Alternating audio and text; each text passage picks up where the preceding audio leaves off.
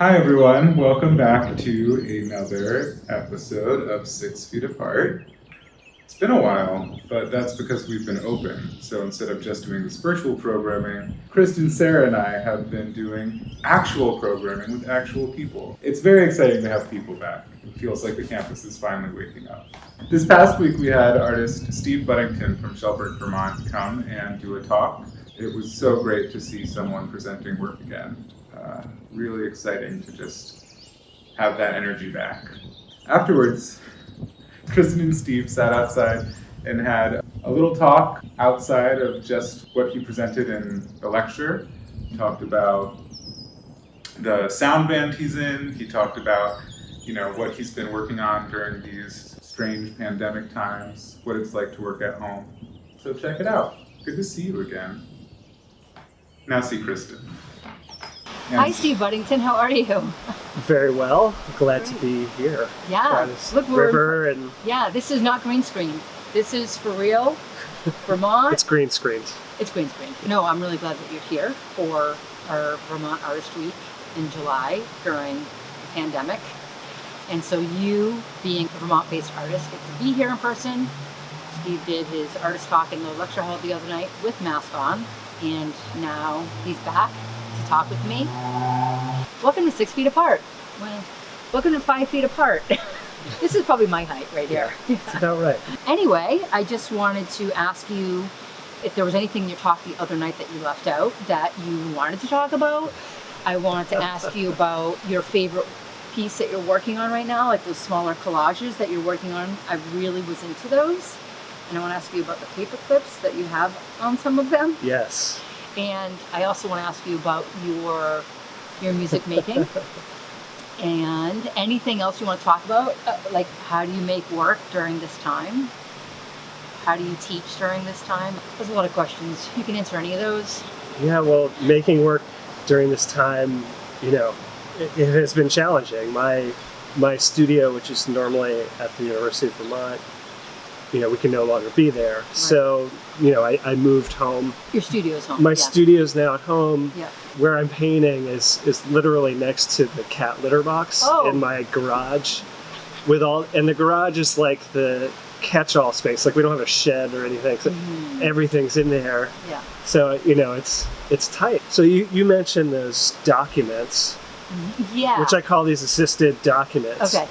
And so, so on top of the studio disruption, it's also been, I had to switch teaching, so I had to switch to remote, which was a big adjustment. And then I'm teaching an online summer class. So this is the first time I've done that. And so that's required a whole shift. And then, having our kids at home, and Penny, my wife, who's a writer, also works and also has a creative practice. Does she write next to the litter box? Yes. She's amazing because she writes in the notes app on her phone. Oh, wow, really? So she just works wherever, like in the air. Yeah. That's great. The thing that those documents that I've been making, they're so flexible, and I was already doing them at home. Unlike like painting is so material intensive, and those are not. Right. They're made from the detritus from my studio, the images from the research that I do, that I kind of collect, drawings that get made in my sketchbook, and there's no glue in them. I forgot to mention this. Yeah, is that why there's paper clips? There's paper clips. Yeah. Sometimes I've cut tabs and put the corner of a piece of paper into the tab. But more often it's paper clips or staples, or I found those little brass. Oh, the brads? Yeah, brads. Yeah. But the premise is they're not collage. Okay. I was afraid to call them that, actually. Yeah, I mean, obviously they're collage based. Right? You're putting things from different source materials together. But the idea is that they really are, they came out of me just collecting stuff. Yep. And initially I didn't think they were anything. I never thought of them as a drawing or anything. Yeah. It just was stuff that I collected, and I would put them in these plastic document sleeves, and they lived in these 3-ring binders. Is that where they live now? Well, Or- when I I'm mean- not showing them, Okay. they are in them. And when I Okay. send them, they Okay. get sent in these binders. I see. And then they have these kind of templates for hanging, and they Velcro to the wall. Wow. But some of them are front and back, actually, That's great. because... Hopefully we'll have some examples Yes. in this video. But, as I started making the double panel paintings, I kept seeing them sort of out of the corner of my eye. They'd be like lying around the studio floor, and then I was like, these couldn't happen anywhere else.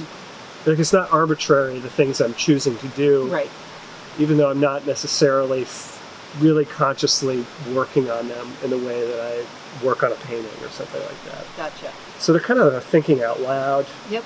I don't spend a lot of time, so I call them assisted documents because I'm sort of just giving these images Yeah. a light Yeah. assist in a way. They're a little bit more outward looking. Yeah. My paintings tend to be sort of introverted in a sense, and those, they take from the cultural world around us. Right. And so they are always kind of looking, Yeah. I think of them as kind of the outward looking part of the practice. Yeah. I mean, especially because you spend more time on the paintings and it's coming from within as opposed to what you're gathering. Yeah. Do you miss painting? I do. I'm doing it though. Okay. I am. So I have set up next to the litter box, and painting is happening Okay, good. for sure. But Oh, it's good. it's definitely different now. Yeah, right. I had a pretty large scale project that the Vermont Arts Council had helped fund. Okay. Another group of the kind of triangular, more sculptural paintings, large scale. Yep. And that's completely on hold for the time being. So I have the panels and everything Right. all built, but Yeah, I don't have the space to properly put those together. right. So I'm working on smaller Yeah, paneled paintings. yeah.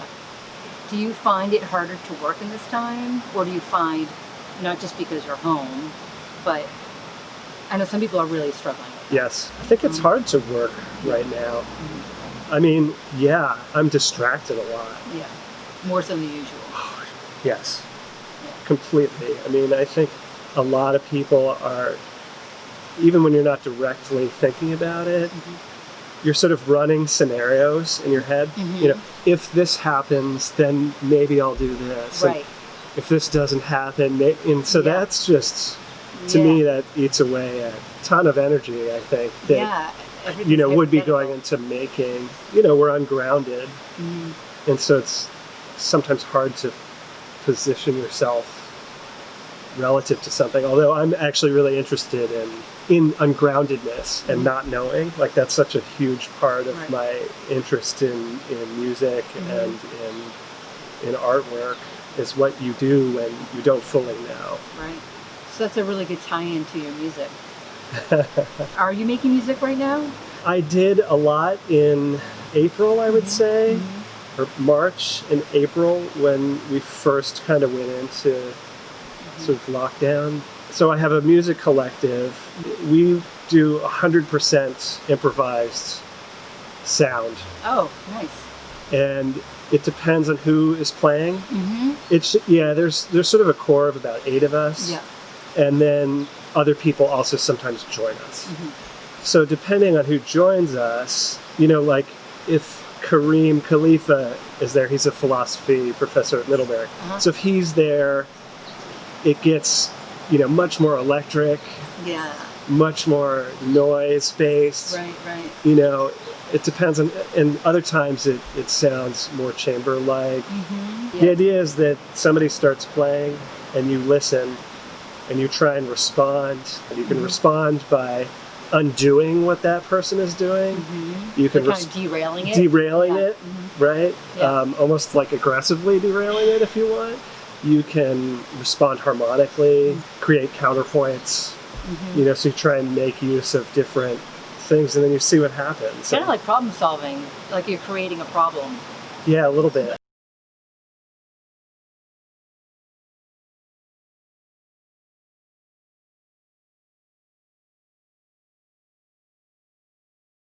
Do you have any questions, audience? It's a very quiet audience out here.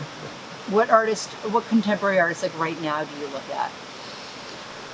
Oh gosh, it's like there's so many, and then I also He's trying not to say Kristen. I look at Kristen Mills for sure.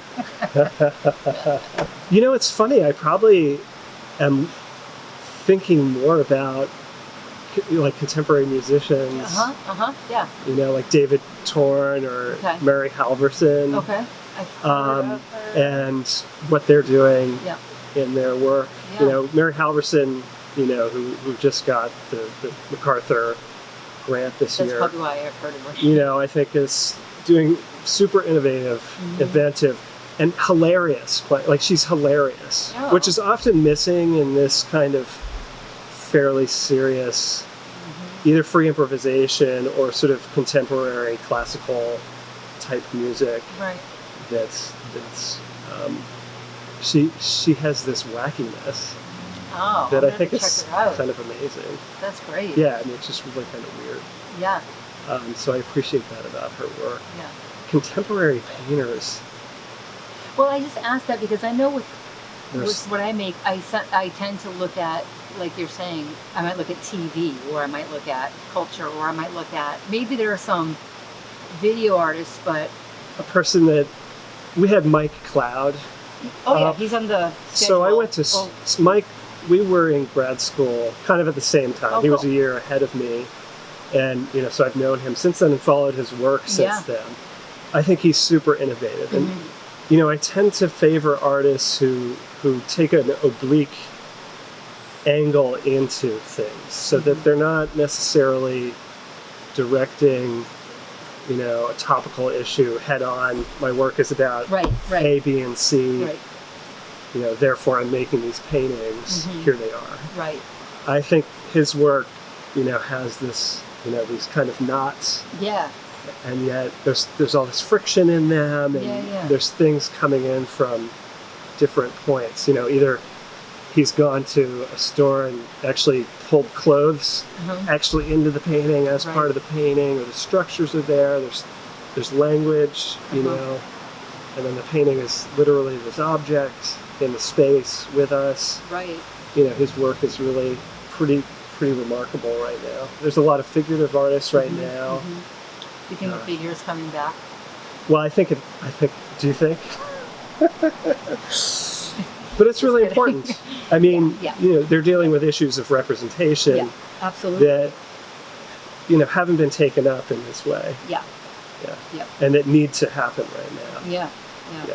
So I Yeah. think that's really critical. yeah. You know. Yeah. Yeah. Well, thank you for being here physically, and I hope you get to make some work while you're here. I know you're doing a lot of back and forth, but yeah. Thank you very So, much. hey, my anytime, pleasure. anytime you want to come here and talk, I'd love it. I love coming out here. I do. Thanks, everybody. Bye. Bye to Steve. Usually I just cut away while you're talking Yeah. to me. What? No, we're done. Well, thanks for tuning in. It's good to see you again, and hopefully I'll see you again soon. Bye.